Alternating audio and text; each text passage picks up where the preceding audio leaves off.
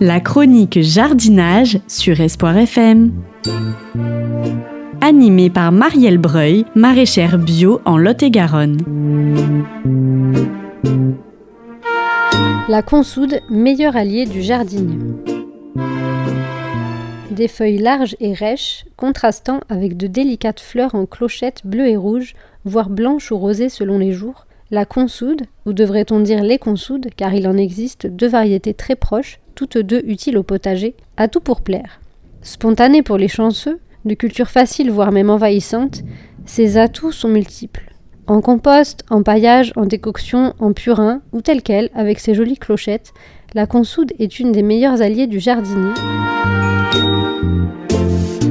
Symphytum officinalis, car telle est son appellation botanique, est riche en allantoïne, un principe actif qui favorise la multiplication des cellules. Ainsi, elle a pour particularité de stimuler la vie microbienne et la végétation. Accélération de la décomposition du compost, stimulation de la pousse des semis, développement foliaire des cultures, aide au bouturage. Au jardin, ces clochettes attirent les bourdons, tandis que les escargots et limaces sont friands de ces feuilles, qui constituent un excellent piège à limaces en paillage. Nous devrions d'ailleurs prendre exemple sur eux, car la consoude est une plante médicinale, comestible et paraît-il délicieuse, utilisée également comme fourrage. Elle augmenterait la production des poules pondeuses. La consoude a une racine pivot profonde, attention, elle devient d'ailleurs difficile à déloger quand elle s'installe, qui va puiser des éléments nutritifs dans le sol, notamment de la potasse, qu'elle va ensuite restituer, soit par la décomposition de ses feuilles en paillage ou dans le compost, soit sous forme de décoction ou purin, en pulvérisation ou en arrosage.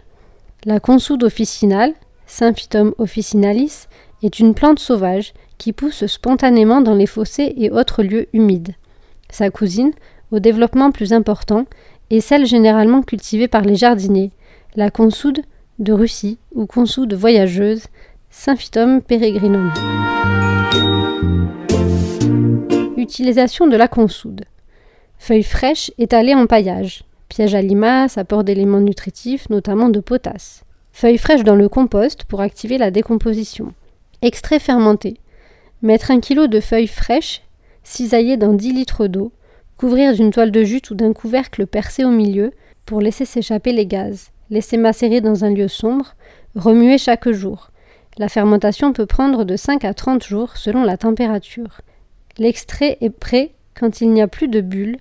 Il faut alors le filtrer rapidement et il peut être stocké dans des bidons. Il s'utilise en arrosage avec une dilution à 20% ou en pulvérisation diluée à 5%. Conseil de lecture, Purin d'Ortie et compagnie, Les plantes au secours des plantes, aux éditions de Terran. La consoude Trésor du jardin, également aux éditions de Terran. Ou encore Plantes compagnes au potager bio, aux éditions Terre vivante. Le Biogerme commercialise des semences de consoude officinale ou consoude grande. C'était la chronique jardinage. Pour écouter les conseils de Marielle Breuil à votre guise, les podcasts sont accessibles sur le site internet www.espoirfm.com.